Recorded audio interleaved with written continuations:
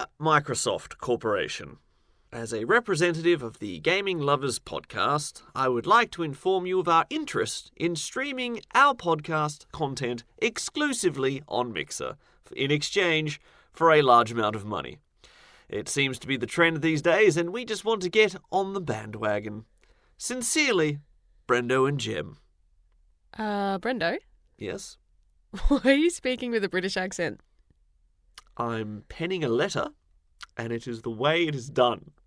I don't know. Why am I British? What happened here? The Gaming Lovers podcast with Brendo and Jem.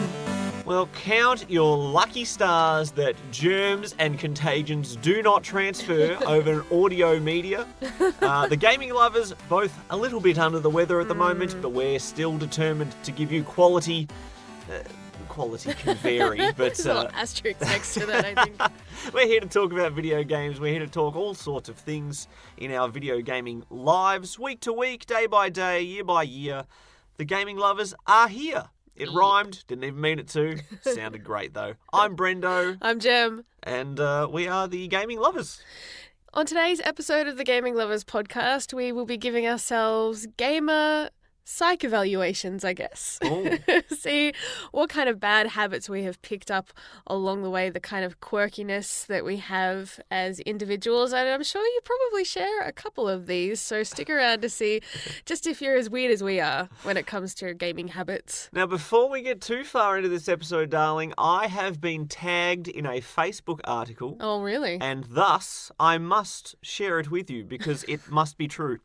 According to, this is a CNET article, by the way, couples that play Mario Kart together stay together. Aww. And since we are the Gaming Lovers, we are husband and wife and best friends and video gamers. I say gaming has positively influenced our relationship. Totally. But a survey of over 1,000 people, they wanted to see if PC and console gaming had a positive or a negative impact on romantic relationships. And 1 in 3 people said, these are between the ages of 18 to 24, so maybe I'm a little bit past that prime, but they said games helped their relationship. That favourable view, however, trended downward as the age increased, so I don't know if we're in trouble. It depends, I think, on what games you play and also your personalities. If you are both very competitive people and you can't handle losing and the other one winning, then that would put a strain, I think, on your relationship. Yeah. Whereas when we game, when we do couples gaming and we're playing cooperatively and playing together on a team, that is good bonding, I think. All right, quick little thing. We're not going to hang around on this for too long, but just what do you think were the 3 most referenced games for keeping the romance alive in a relationship? Because I found it quite amusing. Well, I imagine they'd be pretty common games, not too niche. So co-op games are we talking about? It just said video games. I'm guessing Mario Kart. Mario Kart, yes. That's the one that most positively affected relationships. I don't know how that works because, as we will hear later on, when things get competitive in this household, they do get a bit heated. So I think Mario Kart has the potential to dismantle relationships. If I'm thinking along the same veins, I think of Smash Bros. No. No? No. Call of Duty. Oh, interesting. And Skyrim round out the top 3 in this study for keeping the romance You can't play Skyrim alive. Co-op. Who says you have to? The common interest is all you need. Okay, fair enough. And out of the 1,000 respondents, only 42 people said gaming led to a breakup. It's like people breaking up over Monopoly, getting a little too invested in the game and fighting over, oh, you owe me money for landing on my property. Hey, don't you make that joke, but the day after my family played Monopoly, my mother left the house. So there is a trend. The evidence is there, that's all I'm saying. And out of video game addiction, I think Fortnite last year had the most claims as the cause for divorce in the video game realm. Fortnite. So there's a good reason our relationship is intact because I do not play Fortnite. So I must be doing something right in the gaming lovers sphere. Well, that's my little side news. It's 1,000 people, so it's not exactly an exhaustive study. But hey, when you're looking for evidence to back up an argument, who needs it to be a rock-solid case? Is that right? Most studies are limited studies, so they're never completely substantial, I guess. There's always a little bit of an asterisk next to that sort of stuff, but yeah. Okay, good. That means that 100% of gamers, in the study of 2, said the PS Vita was the greatest handheld in history. There you go. The evidence is there. Let's move on. You know what it's time for? I've got a strange amount of energy. I don't know if it's the combination of cold and flu meds and delirious fever, but I've got a burst of energy, so let's keep this train rolling. Let's go rolling. And go with gaming goals right now. I'll start this week. Okie dokie. So last week we revealed that I had gone day one and bought Fire Emblem 3 Houses. Mm-hmm. And I have been addicted to that this week. Judging by the hours on your save file, Mm-hmm. I would say that's an accurate assessment. I can't remember what they're at the moment. Don't want to know. You don't want to confess it on an audio I've stopped recording. looking.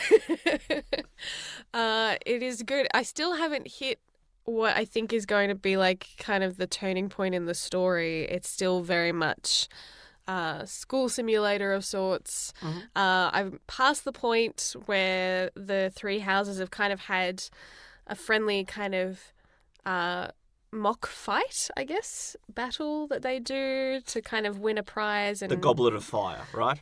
basically, yeah, bragging rights, Quidditch of sorts, but, more medieval-esque.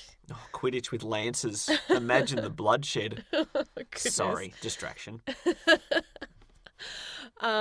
So it's been fun. There's definitely been some really good character development, and there's other students from other houses that I'm starting to get attached to as well. The more I get to interact with them, and I'm like, okay, I want to poach you, and I want to poach you, and I'm like, do I have enough time? Do I have the stats I need in order to win you over? Because you have to have some very specific things for each student to convince them to come over to your house. It's not just enough to be just friends with them. qualifying, inviting them over to your house. House in the game as far as like the team houses. Oh, that was my favourite thing about the last episode is you were sweating profusely after sounding like a deviant. Yeah, no.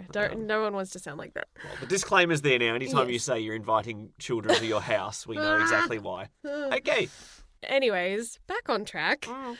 It has been really satisfying, and there's still like mechanics I'm learning about the game. There's still new like terrain and things that they're introducing, slightly harder boss fights and things that kind of surprise me occasionally, and a bit more of lore kind of they're slowly peeling the layers away, and I'm like, ooh, that's interesting. Ooh, that's interesting. And finding out little nuggets that make you just want to learn more. And it's very easy to just keep playing and forget the time.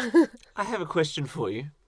Why is it when you try and learn real-world history, it's boring as anything, but when you have a game like Fire Emblem and you're learning about the politics and the history of this kingdom and, this person and that person, they don't get along and that's what started that war and things like that, why is that so fascinating? But real-world... I guess because we're just told the facts, like the dot points a lot of the time. We don't get... we know things that have happened in history, and some of it can be fascinating, but we don't get to know the true, like, colour and the in between the bits, I guess the stuff that really motivated a lot of people to do what they did. Well, whoever wrote the Wikipedia article about the Ottoman Empire needs to make it sound more exciting then, don't they? Fill in that flavour text. That's not what Wikipedia is for.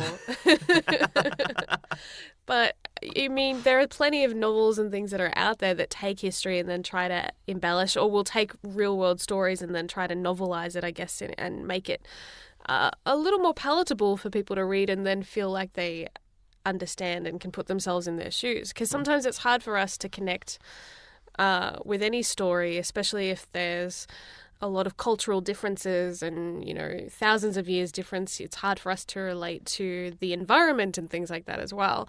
But video games, I think, have a lot more time to tell these stories than movies and books and things like they can give you like enough so that you're not overwhelmed, and then you learn it, and then you can move on to the next bit, and it builds really well. Yeah, and I suppose a lot of it is optional as well. If you want to invest more, you can read more codex entries, you can talk to more minor characters and learn more. But if you don't want to, well, you don't have to. Yeah, you can skip straight to the action if you want to completely butcher your run. Sure, do that. Okay. Let me just note that down. A completionist. Yep. Okay. There's a few other tips I've kind of picked up along the way. I've realized like fishing is very important. It helps like build your teacher stat in the game, and it doesn't consume like any action points, like action free time points on your days off. So that is a must. Like even if you've only got one bit of fish bait, you go and you fish, and just anything to boost your teacher stat, as well as planting things. So there's a little like greenhouse, and you can plant, and then you can harvest the following week or following month. And you can make wine and have a little No, it's speakeasy. not. It's No? not like Stardew Valley where you can do that much stuff. No underground bar hidden in the basement. Not to my knowledge. I haven't found that yet. But things that you harvest from there, you can either use as gifts, or you can then use in the kitchen to cook and like have meals with teachers or students and get to know people better. But by doing the farming and things, it helps also raise your professor level as well. And that's another free action that you get. And it's easy sometimes to walk past that while you're trying to do all the other quests that have activated. So yeah, it's trying to remember all those freebies that you get that will like slowly help boost like over time. It doesn't seem like much at the time, but it really does add up over the course of those months. So yeah. My favourite little stat boosting quirk in video game history has to be with the original Persona 3, where you would deliberately wake up tired as much as you possibly could to drink experimental solutions from the medic at the school, the school and nurse. hopefully it would boost your courage for trying this weird concoction. Yes. So deliberate, that's my advice for everybody going through high school right now. Make sure you do not sleep well, and try mystery substances from the first aid room. No, don't actually do that. Never do that. So aside from playing Fire Emblem Three Houses, you and I have been playing some more Divinity. We managed to squeeze a little bit in this week and got a pretty lengthy session in. Just throwing that little tune in there. Divinity Original Sin, we've had a lot of fun playing cooperatively, and we have continued our mishaps and misadventures occasionally. I continue to trigger mines like it is nobody's business. Or get struck down by lightning. Yes. That was a challenging task. There have been some interesting little puzzles, and I find them to be well designed, if occasionally a little frustrating. There is one particular dungeon where you walk and your character will be warm, overly warm, and sometimes they will be overly cold. Now, obviously, if your character in combat gets warm, they will be set ablaze easier, or if you're chilled, then you'll be frozen easier. But we're just walking around in a dungeon and suddenly the character's going, I'm as warm as hot apple pie. They say that so much. I'm as warm as hot apple pie. And so you're trying to walk through a dungeon and it goes warm, and then you get chilled, and then you die instantly. Yes. From a lightning blast. And we're like, what on earth was that? And so we reload the save, we try to walk a different way. I'm as warm as... Oh, I'm freezing. Pfft, dead. What is happening in this place? And then I realised, well, maybe this is like you're getting warmer. You're getting colder. You're getting warmer. You're getting warmer. And sure enough, that's how the puzzle was designed, for you to navigate this little invisible maze of the correct walkway to go. I liked the concept. The execution was a little rough, because you take that one step off the path, it may be the complete one step to death. Yes. And very unforgiving. Maybe if there was a little bit more buffer, I would give that a resounding applause. But we had to try that about 6 times to actually get it right, theory-wise, and then a few more execution-wise. And in the end, you ended up just using your mage's favourite ability to teleport me out of the way and land me on my head. So that's fun. Yep. Have you enjoyed the sheer amount of side quests in Divinity Original Sin? Honestly, this game is so much bigger than I thought. Like, when we first started and we were in that first town, I'm like, oh yeah, this is pretty decent size, and I thought a lot of this would be like that would be our home base, and we'd keep coming back to it. Mm-hmm. We haven't been there in ages. We left Psych and said, "See you later." And see you later. And the plot, I thought it sounded like I'm like, oh cool, we're source hunters, and that's going to be our main story, and we're going to like slowly work together, and we'll have this mystery and da da da da da. And then the real plot is like so much more convoluted than that. Mm-hmm. I'm kind of like, really? That's okay. We're dealing with time travel and what? There's been times where a major character will reappear, as he does every now and again, mm-hmm. and give you a little bit more exposition and talk about another character and what their motivations are. And I've had to lean across and go, so who was this again? I can't remember. Have we learned about this character before? I can't keep up. There's so much. Yeah. And I believe there's like little missions that we're like, oh, well, let's go take care of that immediately. And then we get like 50 others, and like this poor family are stranded on the side of the road with an injured, like, let's say cow. I can't remember what it's called, but it's like a cow. And we said in the purpose of role-playing, we will deal with this immediately. Yep. Everything else is on hold. That was about 32 game hours ago, and we forgot about them completely. Yeah, we still haven't gone back to help them. Like, I don't even know how to help them. I can't even remember where they were.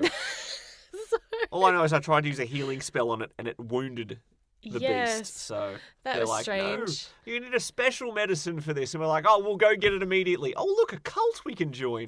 Let's do that instead. We've had the amount of quests on our current quest log in this game is so large, and then we realised, oh wait, that's also including the completed quests. So you push the triangle button to just filter in the quests that are uncompleted, and they still do not fit on the page. No. And there's like 52 of them that we've got going at the moment. So many. There's a lot to do. Yep. We have also faced our greatest challenge yet in combat. It was not an all-powerful wizard. It was not statues that have come to life. It was not demon creatures. It was a family, a court, a kingdom of rats, which was a bit of a surprise to me. Through the years of playing RPGs, Baldur's Gate, anything like that, the tutorial mission is, oh, rats have infested my basement. Can you please kill them? Because this is your training of how to fight. Mm-hmm.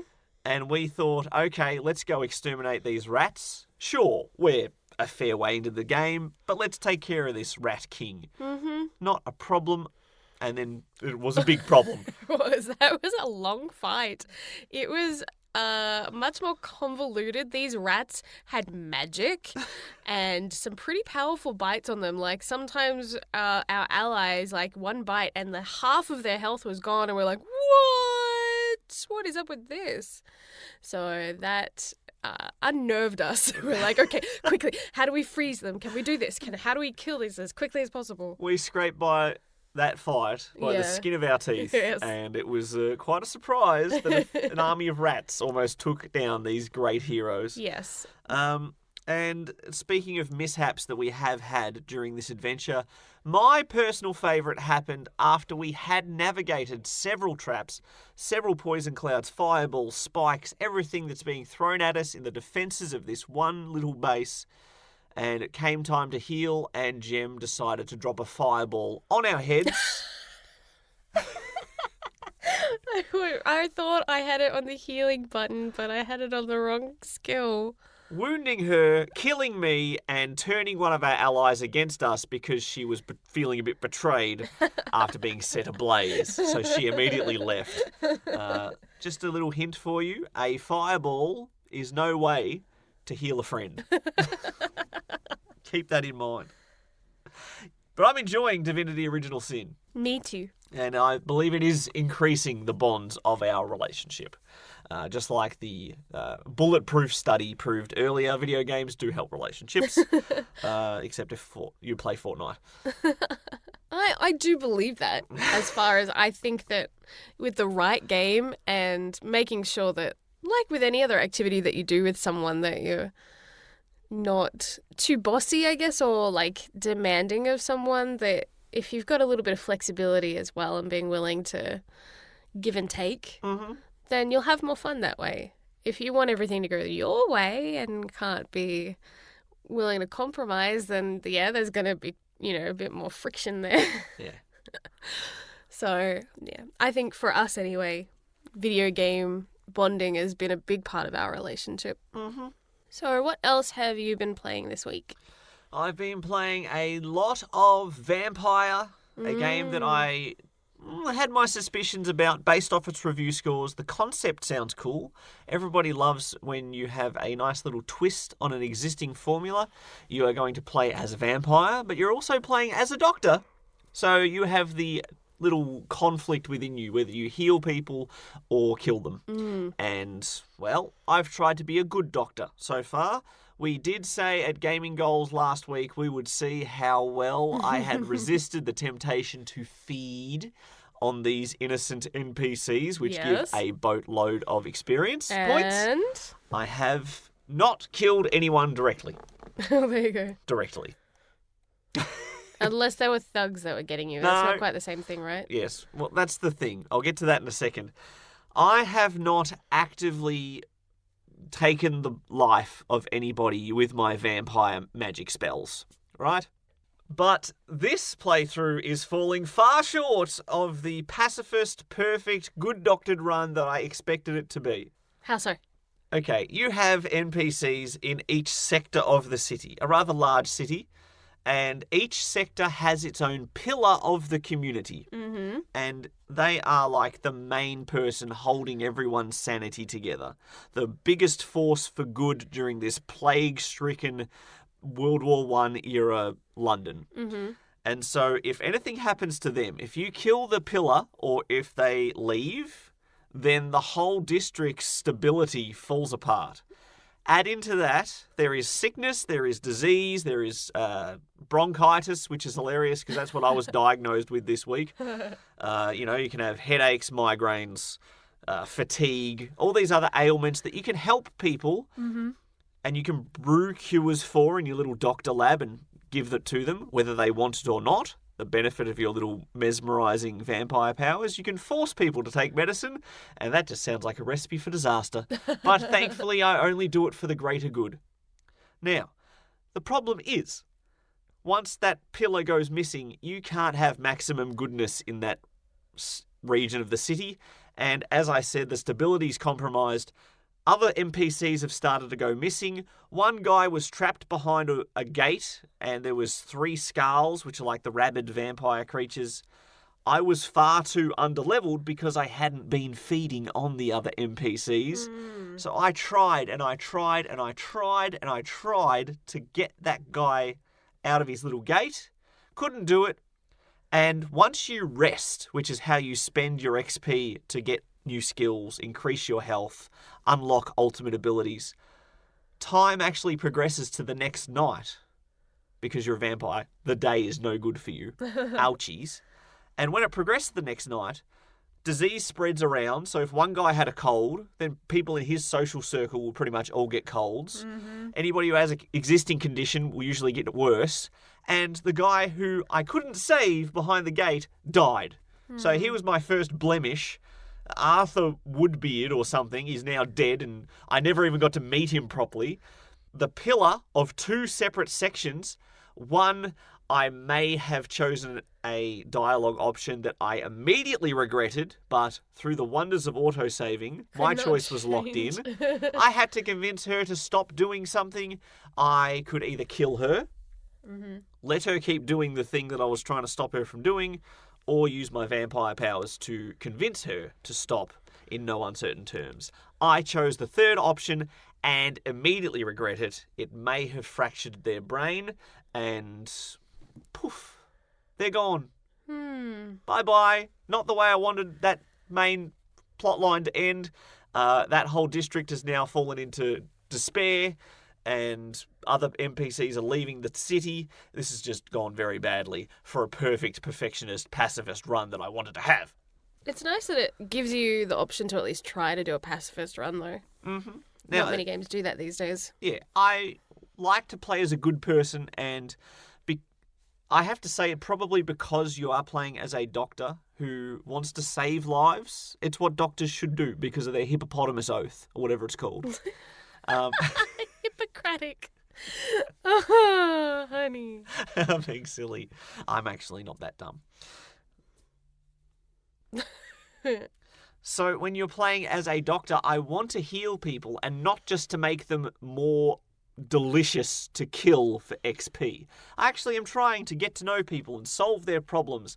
And through the dialogue choices, and the more you talk to one person, you unlock special dialogue options with other people because you're learning about them.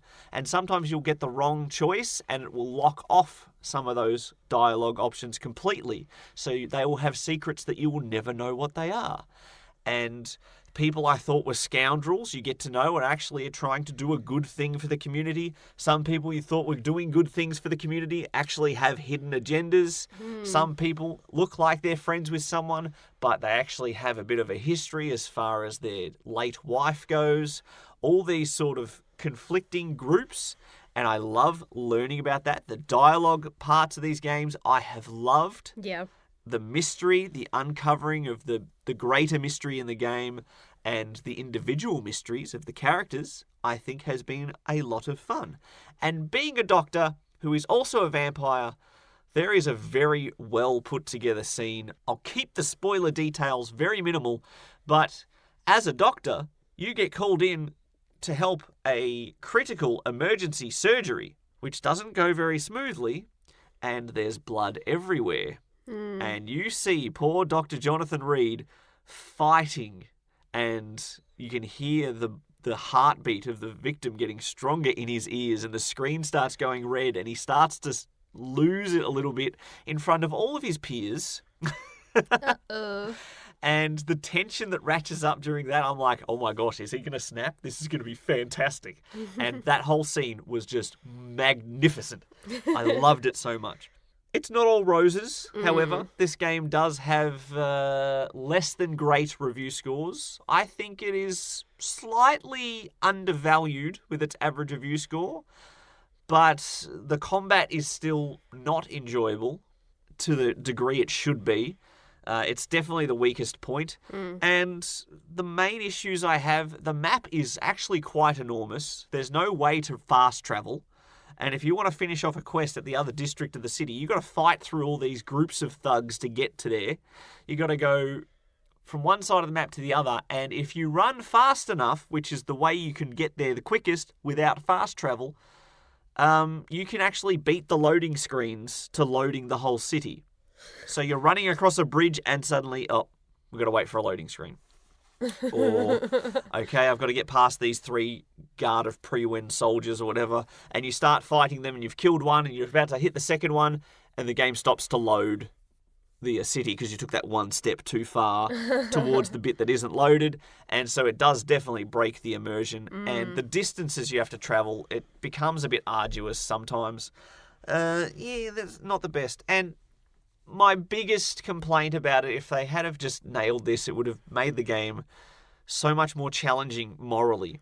But it's up to you. There are consequences for feeding on the main NPCs, and you kill them, and it affects the people in their social circle, like we said. It eliminates side quests. So you have to really think, how desperately do I need to take this life, to weigh it up. But when it comes to the Guard of Prewin, who are out there trying to keep the city clean of vampires, I've killed hundreds of them with no consequences whatsoever. So just like Nathan Drake on his treasure hunting adventures becomes a mass murderer with 150 headshots just to get a bit of gold, it's sort of, you can't really defend it as well with it's morally ambiguous. The grey is there. It's not black and white. What do you do? Do you kill? Do you not kill? I suppose in a way he's killing those that are hunting him first. So there's that. But there is that. Is it wrong to try to keep a city pure of vampires? Depends on the vampire. Yeah, and that to be fair, now that I've rounded about it, it's kind of fun because you are a vampire. There's no choice in the matter for you. It's who you are. Mm-hmm. And there's different classes of vampires. And some don't get along with others. Some think that this group don't deserve to live. There's communities of different classes, and learning about that, it's part of the great mystery that I'm enjoying unraveling here. Mm-hmm. So the plot of this game, I had, I guess, lower expectations because some people found it a bit underwhelming, but it has exceeded my low expectations by a great deal. There you go. So maybe if my expectations were higher, I'd still be pleasantly surprised. So Vampyr is still getting a thumbs up from me at this point. Mm-hmm. How long you reckon until you finish? Next week, I did say I'd hope to finish it this week, but it just didn't happen. Next week, I did do a quick little Google at how many chapters there are. I'm halfway through chapter 4 out of 6, so I don't think there's much left. Okay. I should, in theory, be done by next week, but I'll set that gaming goal at the tail end. That depends on how much Divinity we play. Or hopefully a lot, because I like that game with you. Apart from that, I've only been playing Persona Q2 on the 3DS. Not too much to report. I failed at my gaming goal of that as well. I have not finished the second world. So I will keep my thoughts on that for another episode later down the road, because it's just been more of the same so far, except for weird half dinosaur, half men. Well, which has my been gaming kind of goals fun. from last week I think I managed to achieve because we leveled up in Divinity. Mm-hmm. So I think that was one of ours. So yay! Congratulations. Yay! You are better than me at video gaming. For this week. Hey, it happens pretty rarely. Well, that's all the praise I'm going to give you, because coming up after the break, we are going to put the screws to each other and expose our greatest psychological video gaming flaws. You're listening to the Gaming Lovers Podcast. Want to join the conversation? Visit thegaminglovers.com. Record your comment or question by clicking on the button on the right-hand side, and you could be featured in the next podcast. All right, have a look at this splotch test and tell me what you see. I see a hideous monster trying to eat me. It has massive fangs. Oh my goodness, I'm scared. I think I play too many horror games. Okay, and on the other hand, what do you see on this exact same blotch test? Dragon Age. And this next one? Oh, that's Dragon Age 2. Okay, and this one? Oh, I think that's the dragon from Dragon Age Inquisition. Oh wait, it's upside down. How about I turn around? Never mind, that's Mass Effect. No surprises here. I don't think I've ever actually done those except for in video games, just as a side note. Is it in what, Fallout? Fallout 3? Fallout's had them. I think one of the Prey games has them. I've only ever done those Rorschach, whatever they're called, blotch tests in video games, where I get all of my psychological advice. All right, so time to delve deep into our gaming psyche and see kind of what weird habits we may have developed over the years. Yes, there's no shortage of them. We've been gaming around each other for long enough that we have started to notice quite a few trends that have emerged with our video gaming habits. Yes. So why don't we dive straight into it? And this is going to be like a half confession, half interrogation, all fun and all games, psychological exam. You feel free to join along and be like, yes, I think I have that disorder too. Well, I'm going to start with your RPG gaming in particular. And I've noticed that you have a habit of hoarding items. You have this same problem, mister. This is going to be the most common gaming habit of all time. If you play Skyrim, if you play, well, let's face it, any RPG where you can collect items, I Yes. think all of us are like terrified to use healing potions or anything, those super nukes you pick up in Fallout. Like you want to save the best just in case. And even if you're like up against a super boss, you're like, no, there might be an even worse boss around the next corner. I'll save it, thank you.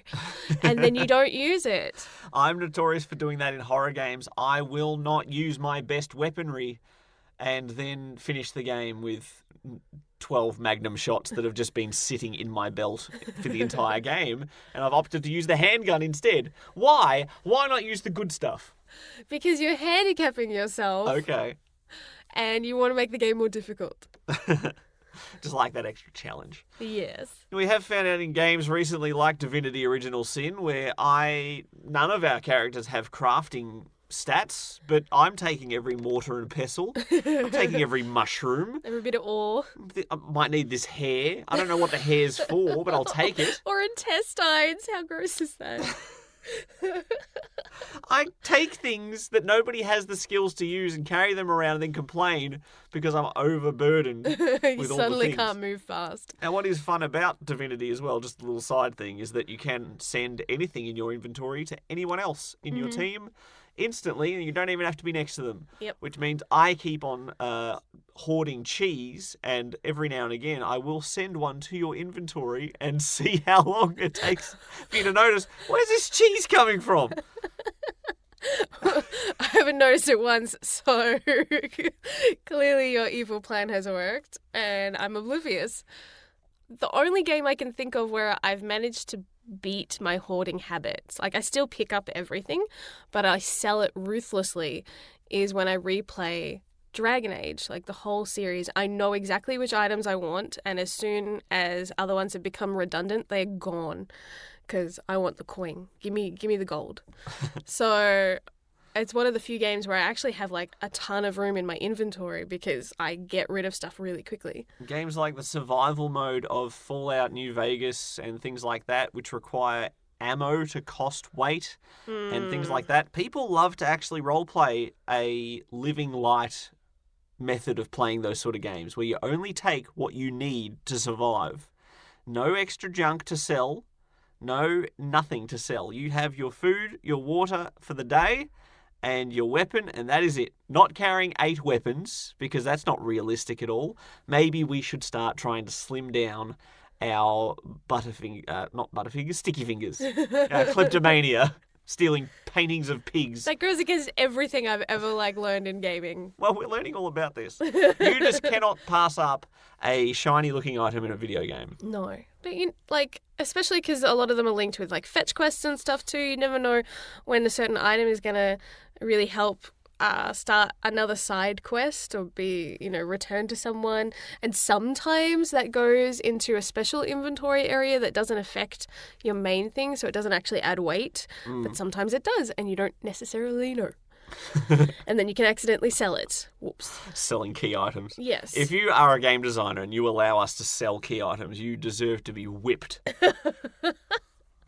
Well, I think it's your turn to be put under the hot light. I was going to say hot seat, but then that's... Put I said under the hot light. Yeah, I'll get that lamp Oh, right yeah, in I your suppose face. I see where you were going. It's just one of those heating lamps that you know have when in analogies bathrooms. merge together in your mind and you can't think of what you were originally trying to say, and then it just comes out all What did I say wonky. last week? Smartest cookie in the jar or something? That's not a thing. It is now. Oh, let's make t-shirts of that. All right, put me under the hot light. All right, mister. So I may hoard in video games, but you, my loving husband, hoard in real life. I hoard video games. And video game merch. Oh, and plushies. And Sonic the Hedgehog keychains. And yeah, I suppose I do like to collect things. Mm-hmm. So I think it's because growing up, I never had enough money in our household to get all the game consoles, all the games that I wanted to have at the time. And then when you see those pictures on the internet these days of people with their video game room and they've got this lovely 5x4 shelf with 20 slots, all with different consoles in them, it's like a dream of mine. So yes, I bought a Sega 32X. Why? I don't know. I never had one, and it seems like a weird flex, but I like it. That doesn't bother me so much. It's because collecting special consoles and things like that, I can respect. It's when you have empty cardboard boxes from games, consoles, controllers that sit and float around our house for years. I don't know how they survive, but they do. And I'm like, why do we still have the boxes? You never know when you're going to look at them. I don't know. Why do I keep boxes of consoles? I don't know. But that is just one of those things I've noticed about you. So there you go. People might say it increases the resale value if you're going to sell it, but I don't sell anything game related. Exactly. So it's not like we use it to store it. They're literally taking up space as empty boxes. we're going to have a bonfire later today. Okay. Get rid of all that. Okay, Jem. we have to have a talk Oh, no. because it's come to my attention that you have body image issues. I beg your pardon? Well, not your body necessarily, but the bodies, the faces, the fashion, the names of your created characters. You will see imperfections where imperfections are not there and spend a copious amount of time creating a character's face, their hairstyle, Yes. their nose shape, Yeah. how far their earlobes hang. Do your ears hang low? And then when you finally got over that, you'll sit and think for 25 minutes about what the perfect name should be. Mm-hmm. And then when you're managing your inventory, I don't want this armor that has the highest stats because it looks a little bit ugly and clashes with my boots. I will not wear a helmet in Divinity Original Sin because No. I want to see my face. And the hair. My character has beautiful braided hair, and if you wear the helmet, it covers that up. Do you agree that this is a problem? No? Denial. Denial. I don't see it as a problem at all. I like to create my characters and make them look exactly... I'll either try to replicate myself digitally, or I will just try to create what I think would look nice in this world, I guess, the supernatural realm that I'm entering into. And then I try to choose a name that is appropriate for the environment. So when I played Fallout, I was trying to think of 1950s names. So I had Sadie, the cleaning lady. So, I put thought and effort into it. And so when they have armor that is kind of clunky looking, or they have headwear that covers up all that hard work that I spent, and you can't click an option on the menu to hide helmets and still get the benefits of them, like on Dragon Age, then I will just not wear them. That is the thing. You can spend a long time creating a character only for either A, you play in first person, Yeah, B, not even see it. the camera's locked behind them so you see the back of their head, or C, you stick a helmet on and then it's gone forever. Mm-hmm. So that's why, I prefer third person anyway because it doesn't make me feel as sick. But if I'm putting effort into creating a character Skyrim, I would like to be able to see that character Skyrim because I've put hours into making them look perfect Skyrim. You can play Skyrim in third person. No, but the controls are janky when you do that. Yeah, it does not look right. You can't aim arrows well. I agree. It's a bit of a flawed third person. Yes. You said you like to create characters sometimes that represent as close to you as possible. Mm-hmm. I have not ever been able to successfully do that. My past history with trying to make characters that look exactly like me, we have Daniel Craig with a broken nose. We have Tommaso Ciampa recently, the former NXT champion. So I can just never get it right. But it's far easier these days because I do not have hair on the top of my head. We did manage to make one that looked a lot like you for Fallout 4. Yes. That's probably the closest I've ever seen of a video game avatar that looked like you. That was pretty darn close, Yeah. and yes, you made that one, not me. So maybe that's why. We need the sculptor's hands at work and not Attention my for detail. terrible game-creating characters.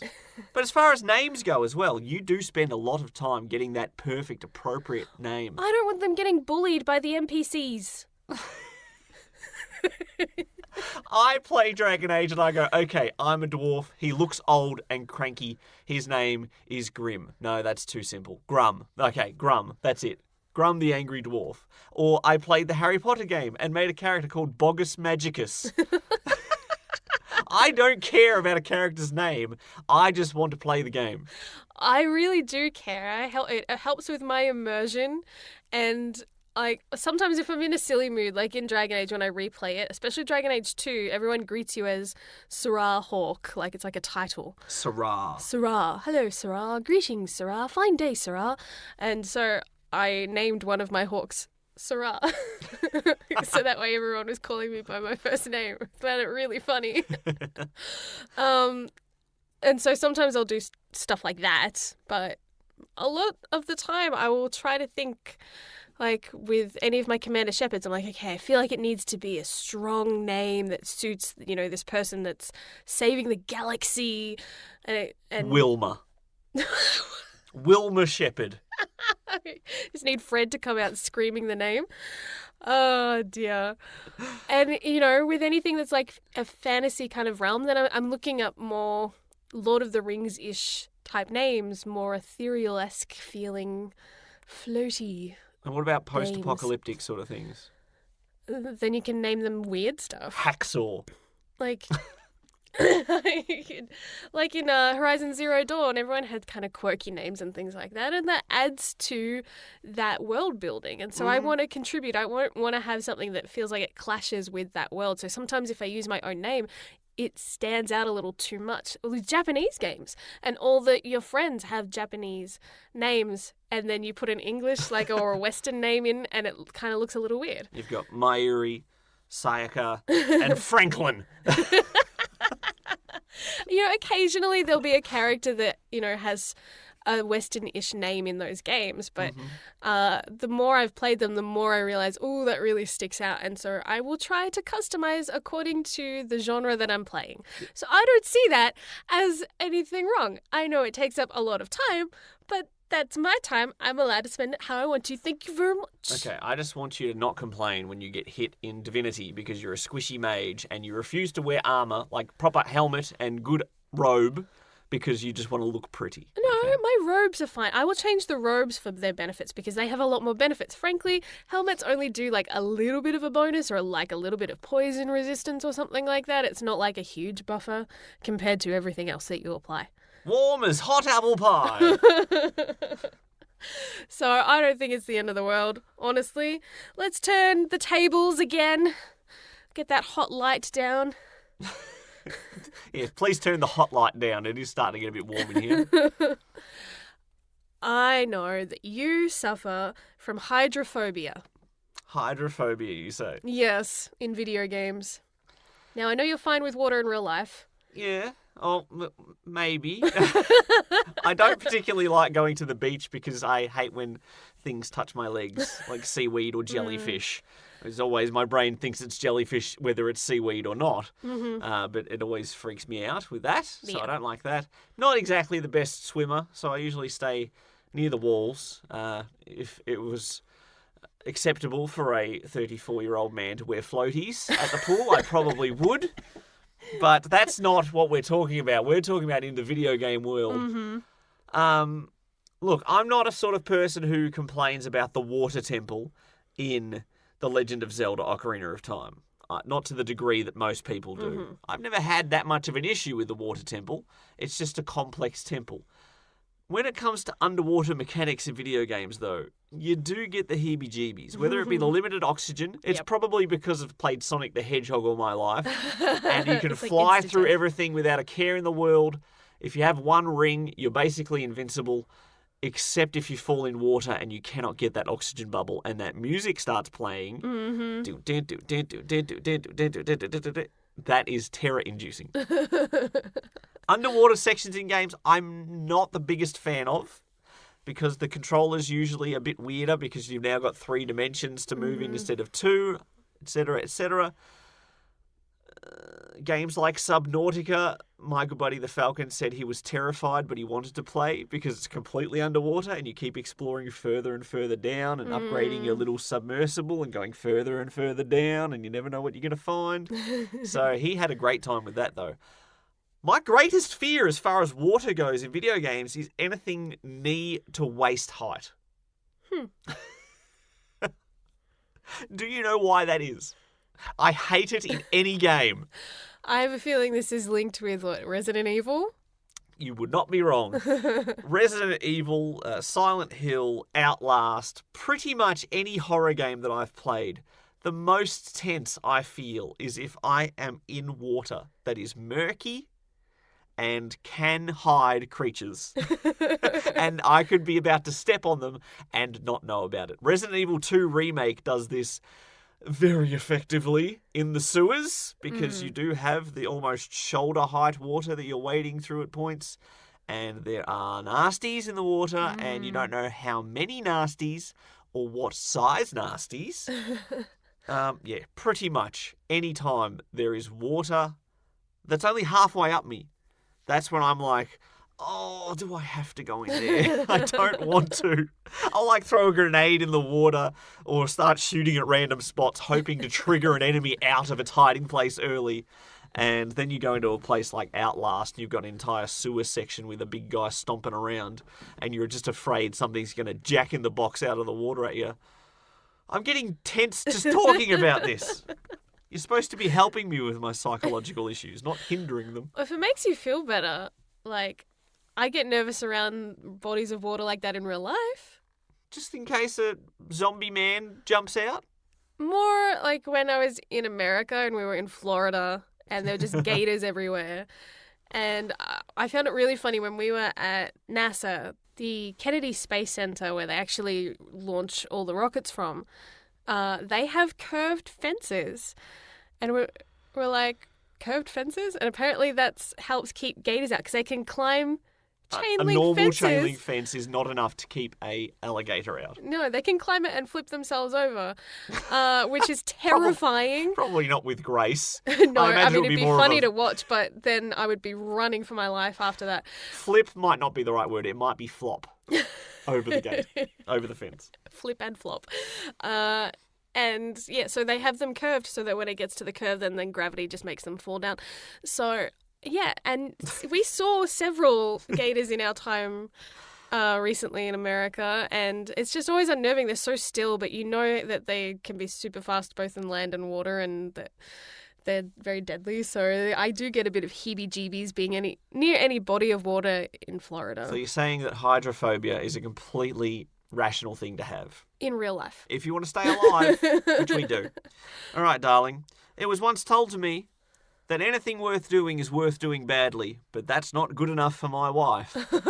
She needs 100% completion, every friendship maximised, every side quest completed. You, my dear, are an undiluted completionist. For most games, yes. 100%, or I'm not playing it. I must use a guide. Or I can't sleep is I think the better term. That's why so many games have been done to death. And like I still struggle with games that I've played lots, but I haven't got all the trophies for. I'm like, oh, there's like one missing, and I really want to get it. I have to play through the Trails of Cold Steel 2 again because I missed one chest. Oh my gosh. Those are like agony when you missed it, and I have checklists next to me, like pages, to make sure that I don't miss stuff, and then I do, and I get so mad. Now, I'm very guilty of that as well. Myself and my good buddy the Falcon used to be very addicted, I'll say it, to achievements in games. We would hire Spider-Man 3, for example, and get every collectible, and we would get to the end of the 100 collectibles, his achievement would pop, mine would not. We'd done it at the same time next to each other. Somehow I still mucked it up, ticked off a box that I hadn't actually collected. Oh, no. I always used to do it, and he would tease me to no end. It is a pretty bad feeling, but it is satisfying if you do manage to get it done, especially in the first try. It's agony if you have to replay a really super long game. Especially things like I haven't actually gone back to Trails of Cold Steel 2 because of that false ending. I got burnt a little bit. I was going to go back and get the platinum. Mm-hmm. I was just so burnt out though. And yeah, so now it's kind of taunting me going, hey, you didn't finish me. Those games are a lot more fun to play on New Game Plus because you can just skip all the conversations and blitz through it. Just blast through every combat. So it's the kind of game when you're less doing time. all that grinding stuff, then you just have a good like TV show you can kind of half watch, listen to while you're doing all of that. Yeah. But yeah, one day I might get back to that. but any time I open up your iPad to use things, if my phone's misbehaving or it's dead or I've left it at work or whatever, and I have to use your iPad to access the internet, I have to wade through pages and pages of internet of Persona 3 Portable, female MC, full social link guide, which I guarantee is either on your phone or on your it's on my iPad. phone. You haven't played that game in like 2 years. I'm keeping it there just in case I get the itch to play it again. Fire Emblem 3 Houses, full friendship guide for this person. Mass Effect 3, full planet scanning guide. You must take every single resource through the entire galaxy or you're not satisfied. Yes. Every game you play, You must do 100%. And you hate to do any replays of Mass Effect or Dragon Age and just do them rushed. You must do everything. Every time you must do everything. Well, you can't really do speed runs with RPGs anyway, so you may as well do everything. So, look, I have tried to do, like, Dragon Age Inquisition introduced DLC a year or so out from when it released, with some special, like, trophies that you could do, like really hard kind of extra things you could add, like trying to get to Skyhold under level 5. Oh. Unbelievably hard to do. But I did it. It hurt because you have to skip pretty much everything optional. You do not want any experience points. Yeah. And it is surprisingly hard to, like, not collect experience points. So, yeah. Things like that, like, for, like, one-off trophies and challenges I'll do, but then I don't think I've ever, like, picked up that particular save file ever again because it just hurt too much. Rushing through it. I'm like, no. Sorry. There are times in my gaming life where I have been, yes, I must get every achievement on this game before I move on. And then I moved on to, this is taking too much time away from my other games. So when I play through a game for the first time, I'm just going to check an achievement guide and see which ones are missable. And then I'll get those, or I'll set up my game to not lock them out at least. Mm-hmm. And that way, if I ever do go back to it, it'll be easier to get all the achievements, but I don't have to get them now.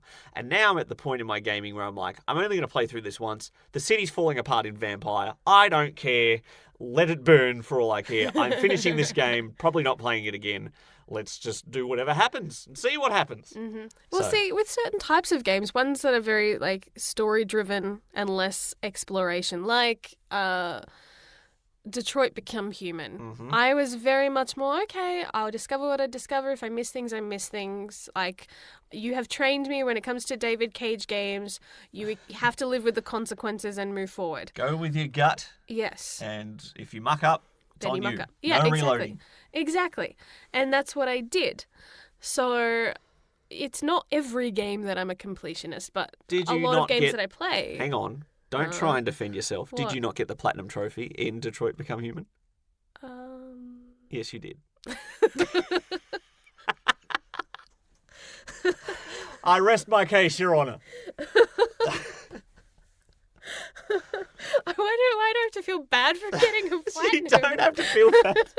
I'm sorry. I don't mean to make you feel bad. If it makes you feel better, there is still one aspect of completionism that I suffer from terribly. Mm-hmm. It's the reason I am yet to play Kingdom Hearts 3, and that's because I can't help but play series in their entirety. I want to play every spin-off, every side game in release order. It's why when I found the Yakuza series, I didn't start at the most recent entry. I bought a PS2 copy from bloody Ireland or something for big bucks so I could play it, and then they released they remastered HD, it in English. And I'm like, what a waste of money. But Kingdom Hearts 3, I still have Dream Drop Distance to play. I still have Birth by Sleep, whatever it is, 0.2X Prologue Ultra Special HD Edition. There's a lot of things that I just feel like I can't just leave behind. I have to play things in order. Yes, you were recently mocked by a friend of ours because we were in a game store, and when he found out that you still hadn't played Kingdom Hearts 3, he's like, what? Why haven't you done it? Buy it. It's on sale. And you're like, no, I still haven't even played the other ones. I can't get to it yet. No. I have to play through 4 other mediocre, boring as games in order to get the most enjoyment out of Kingdom Hearts 3. And if you tried to push yourself through them in a short amount of time, you'd probably be so burnt out from those that you wouldn't want to touch number 3. I probably haven't enjoyed a proper Kingdom Hearts game since I played 2, so the evidence is there. Maybe I should have just played the main ones. Anyway, we all have our flaws. You exhibitionist. Excuse me? What are you accusing me of? Think you know what I mean? Your choice of word is baffling me. Oh, come on. You love to put on a show. This is getting a bit awkward. Is it just me or is this light too hot? Just think about it. When Natalie and I were there, you wanted to show off. And then as you're playing Detroit Become Human, you kept stuffing stuff up. Okay. I mean, I'm it seeing did where make you're it going much more interesting to watch. Mm-hmm. See you fail things that we succeeded so easily with was really gratifying. In my defence, I was on a harder difficulty. Yes, I can see where you're going with now. I do like to put on a show, especially when people are watching me play games. I must make it as exciting as possible for Like when them. you live streaming. Oh, it's so embarrassing. There is a reason why I don't actually live stream as much as other people. It's because I hate making mistakes, but I don't want my gameplay to be boring. So I try to flourish it a bit. I try to do dramatic dodges. I try to do the perfect headshot. I try and make it exciting, and then I'll die. But that's sometimes what's funny. And replay the same section 4 times because I'm trying to make it look cool. You did that a lot with Uncharted. When my wife is watching me play Uncharted for the first time, yes, I can't help but put on a show when I'm playing games. I suppose that is true, isn't it? So funny. I have kind of the opposite problem. If you're watching me play, I'm just feel like you're judging me. It's even worse in co-op games because I'm waiting for my turn in Divinity Original Sin and you're just going through every spell in your playbook. I take my time and hang you on. get so impatient with me. Well, it's probably because I'm the melee guy who just has his options of move or hit things. And you're like, should I teleport him or maybe fire? Actually, if I use the oil first. Oil? I might freeze him this time.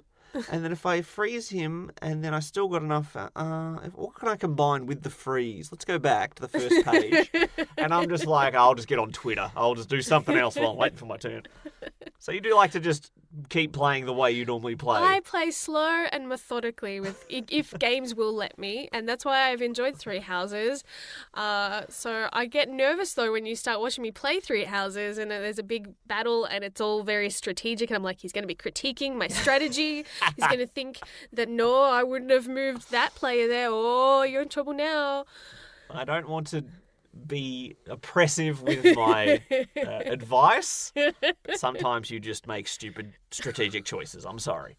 I find I make really good choices when you're not watching me. Oh, fun stuff. The Mario Kart may have helped us bond in our relationship, but I think this episode is starting to tear us apart a little bit.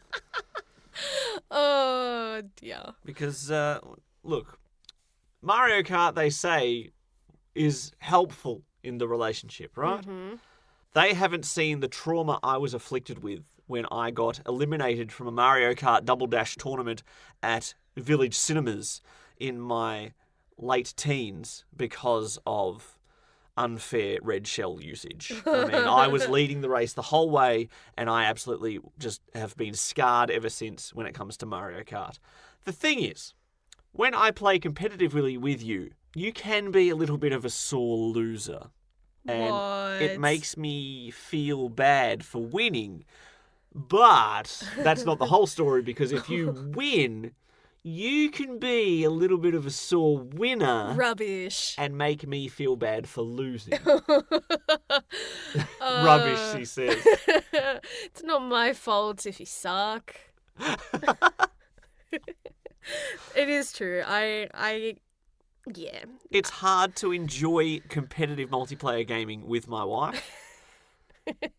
Your sister has actually copped a bit of this when we play family. If we'd play Mario Party together, and your dad and sister come over, my old younger gamer self comes out. I've tried to quash her away. She's a bit rude. She's very competitive, and yeah, if I lose, then I start I'll sulk.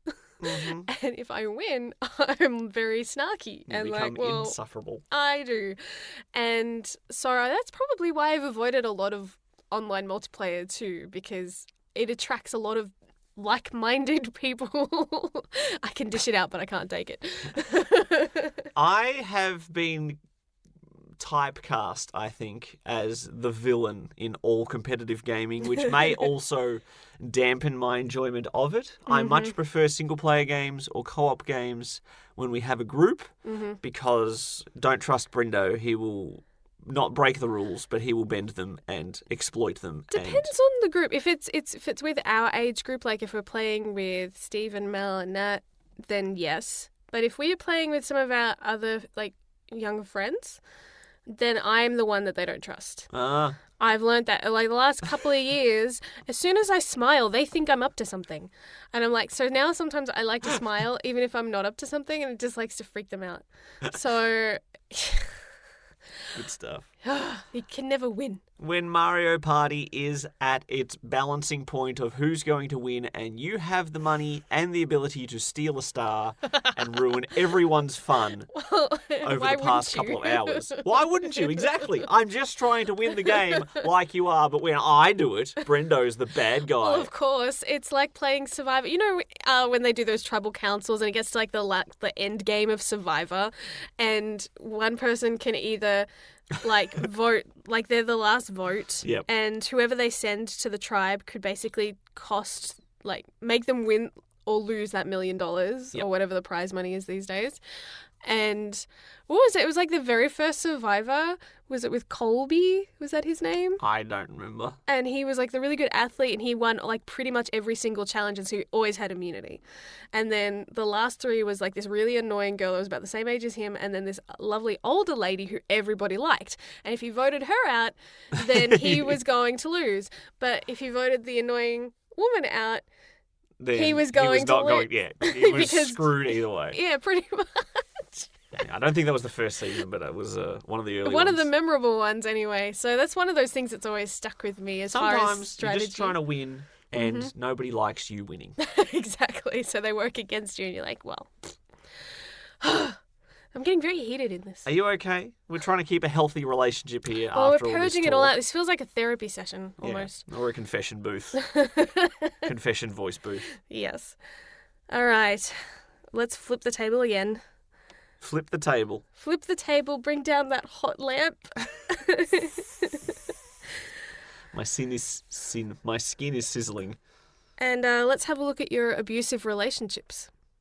Well, I did just say my wife is a sore winner and a sore loser, so does that contribute at all? It's less about you being abusive and more about you not being able to get out of a bad relationship, honey, and not talking about myself. This is news to me. Let's clarify this right now. This has to do with gaming. Stockholm Syndrome. This has to do with, don't get mad, Sonic. Oh. And other such games that are bad games that you just still play and will play till the very end, even though they're very painful. And not just bad games either, but excessively difficult games that I'm clearly not cut out for these days. Like Sekiro. I want to join in on the FromSoft fun, but I have fun 30% of the time. The amount of time you would come storming out of the gaming room going, I hate this game. I'm like, oh, well, then don't play it. No. And then you go back in and you'd go through it all over again. Oh, the joy when you beat those bosses, but the frustration you feel beforehand is just stifling. You've got to figure out, I guess, whether there's diminishing returns on this. Look, is it a bad thing if I am overly generous with my gaming time to substandard crappy games that I feel like I paid good money for and I have to see the end credits roll in order to get my money's worth? I will stick... It should be a good thing that I stick with the tough times when I play games like Alpha Protocol that can barely function, or, yes, Sonic the Hedgehog games that are never good, admittedly, but I want to play them all. I like them, but I don't like them, but I have to. Maybe this is a problem. This is far worse than I expected. Even games like Vampyr, not everyone would even give it a second look if its review scores was anything less than an 80 on average. But I'm happy to play a game that has a 7 out of 10 average. I'm happy to play a game that has 6 out of 10 average. I probably should be a bit more aggressive when it comes to cutting that line of what games should I play and what games should I just endure. Is that right? I would say so, especially since your backlog is so huge and you've got so many great games that are literally just sitting on the shelf that you haven't touched. Don't start. That deserve your time and energy and love, and these other ones that are kind of there, getting hours of frustration. Just saying. Look, I'm sure that The Witcher 3 Wild Hunt is great and all. But Sonic Boom Rise of Lyric is not going to beat itself. It can. Oh, well, I can go jump. So mean. So mean. All right, from hate to love, darling, I'm far too generous with my affections to bad video games. But when it comes to the romantic interests in video games, I expect you to live your virtual life like you live your real life, monogamous to one man, and not be a reverse harem flirt. Oh, it depends on the game. What are you insinuating? I've seen, like I said, plenty of these walkthroughs of how to maximize your friendship to relationship levels with all the boys. Who is the best boy? Who doesn't matter. Jem will romance them all if she can. Sometimes you don't know until you start down that path. And sometimes you get given the option of, like, Persona is one of those rare games that lets you multi-juggle. A lot of other games, it does. A lot of Western RPGs will, like, once you've committed to a path, you're in that path. But if I'm role-playing and I'm not role-playing as myself, I have some fun and I go silly and I do things like I'll be ultra-violent or I will be ultra-flirtatious and just romance them all. Now, there are some games that I am more forgiving about, like the visual novel Amnesia. Very different to the first-person horror game Amnesia. Very different experiences. The visual novel is much scarier for me. To be fair, Amnesia does feature a serial killer. Yes. In the visual novel. Just saying. I played it and I got put in a cage. But in that, you're experiencing 4 different timelines that allow you to see different characters in different lights and romance a different primary character each time. So to get the true ending, you sort of have to romance everybody to see those stories It's not through. like you're romancing them at the same time, though. Those are just taking those different paths. So Persona allows you to have the actual harem and reverse harem scenarios in their games. To be fair, for the most of the part, it's technical normal harems where you've got the guy with several girls. And that is a common trope in a lot of video games. Look, I'm not one to throw stones in a glass house, but when it came to my Persona playthroughs, I do not romance everybody. I do the morally acceptable thing and romance my high school teacher. She gives me massages. Oh my goodness. Are they sirens I can hear coming? Not for you, though. That'd be for the teacher, I imagine. All right, and to finish off this amazingly embarrassing episode of our confessions and accusations, depressions, our greatest crime against video gaming culture, apparently, so I'm told, is that we are the monsters, both of us, that play with inverted y-axis. Yes. How dare we? Yes, how dare we have controls that work like an aeroplane? It makes sense, though. It I does. will argue this until I am blue in the face, that if you look at a video game controller and that right stick is your head and you want to look down, which way do you push the stick? If I'm pushing your head down, I would push it up to push your Push head it down. forward and it would turn my head down. It makes sense. But we are in the minority, and I believe we have the Nintendo 64 to blame for this. GoldenEye, Perfect Dark in particular, Turok, any of those first-person shooters use the C up and C down buttons, the equivalent of an inverted y-axis. It makes sense when you are flying planes. It makes sense when you are moving your head. Because we grew up in that generation of console gaming with those games, I think that impacted us. So anytime I've played a first-person shooter, Halo, that's all I can think of. No. Any first-person game, any third-person game, my y-axis is inverted. And games that don't let you do it frustrate me so much. Like, I will constantly be going, I keep getting the camera wrong. I'm trying to move around the world and be staring at my feet or the sky because I'm doing the wrong thing.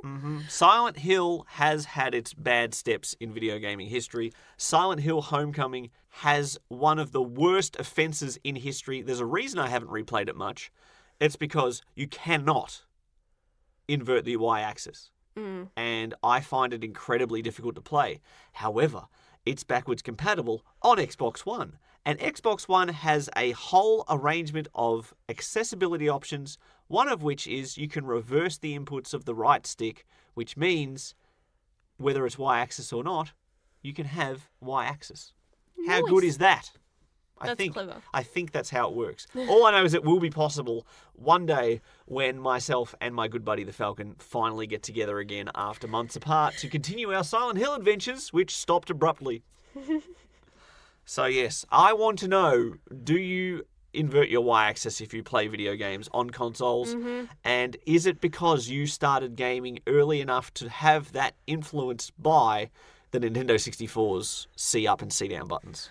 Do you share any of these other quirks and habits that we have shared in today's episode of the Gaming Lovers podcast? Let us know at thegaminglovers.com or on social media, and let us know if there's any others that you've thought of or quirks that you have that we didn't cover in today's episode. We would love to hear them as well. Other hidden secrets we may actually be guilty of as well. You never know. There's probably something we've forgotten. We'll be back with more gaming goals after this. Share the love. Like us on Facebook at facebook.com/thegaminglovers. All right, now that we've aired all of our dirty laundry of our video gaming habits, what are our video gaming goals for the upcoming week, my dear? What is your primary game going to be? What are you hoping to achieve in it? Will you be successful? We will find out. But for right now, what is it going to be? Obviously, still playing Fire Emblem Three Houses, and I don't know exactly when it hits, but there is apparently a bit of a time split in the game, or like a time jump. Yep. So I don't know when that's going to hit, but maybe I can get to that point this week. I feel like that's possible. Well, based on the amount of hours that have gone in already. I could analyse the data and it would be a statistical likelihood, yes. What about Divinity? How is our schedule looking this week? We have some free time this week, so I imagine we could get some of it in. I do want to give you some time to play a bit of solo stuff though too. So that said, maybe you could use some of your time off this week to actually catch up with your good buddy the Falcon. Well, here's hoping. I would be very interested in playing Silent Hill 3 this week, but since both myself and my good buddy the Falcon work weird shift work hours with little to no forewarning of when we're working, it makes catch-ups quite difficult. But if we do, Silent Hill 3 would be an absolute pleasure to enjoy with the Falcon. Otherwise, Divinity would be an absolute pleasure to enjoy with my wife. And here's hoping we can move a little bit further. As you said, this story has been far longer than I expected it to be. Yes. And I don't know if we're going to do all of our 78 side quests that we have, but I think we should be closing in on the final act relatively soon, just to got that feeling about it. Then again, we had that feeling about 10 hours in, and it was not true at all. So, as long as I can do 1 to 2 sessions with you, at least rack up 5 hours of Divinity, I'll be a happy boy and a happy husband. And we'll do all of about 2 fights in that time. Sounds about it's right. such a slow-moving game, but we are still really enjoying it. So that said, I was thinking about the other day, and I think so much of the enjoyment is based on our interactions as we're playing the game together and discovering things and our banter back and forth. I'm enjoying this game so much more playing with you than I think if I'd played it on my own. I think I would have gotten a little bored with some of it playing solo. It's also good that our characters are getting along more now than they did early on, where every discussion ended up in a rock, paper, scissors argument. Kept butting heads. What I say goes, and I won't hear anything else about it. Because you kept winning those stupid rock, paper, scissors tournaments. Hot as warm apple pie. My character has the most charisma, reasoning, and everything. My stats, all it would take is for me to win it twice. You have to win it 10 times in order to win, and you still beat me in those rock, paper, scissors tournaments. It's just bleh. I've said it before, but I have transcended rock, paper, scissors. I am a scissors, paper, stone boy. So, there we go. Oh my goodness. Apart from that, I am planning on beating Vampyr this week. I was only intending on focusing my attention on the Xbox Game Pass for the month of July. it's not July anymore, it's August. So I would like to get back to Red Dead Redemption 2, and I will be playing some Persona Q2 as well. However, I have some free time coming up. By the time the next episode drops of the Gaming Lovers podcast, I will have a few weeks off work, which means the gaming schedule will be increased. If you have something that you think I should play, let me know on Twitter at HyperBrendo or at the Gaming Lovers podcast Twitter handle. Brendo Jem. At Brendo Jem. Let me know because I will have a bit of free time. It will vanish in an instant, I'm sure. But if there's any side projects I want to do, that will be the time to do it. So I'm looking forward to relaxing with some video games. Finally, some time off where my wife isn't dragging me halfway around the world. It's all your fault I've been enjoying holidays. You to Disneyland. So rude of me. Well, until next time, enjoy your gaming, because we know we will be enjoying ours. With all of our narcissistic habits. Yeah, unless you're like me and just don't enjoy gaming because the games you play are terrible. I've been Brendo. I've been Jem. And we are guilty of so many gaming sins. Until next time. Chowski. Bye, Anara. Thanks for listening to the Gaming Lovers podcast. For more episodes or to watch some live stream gaming, visit thegaminglovers.com.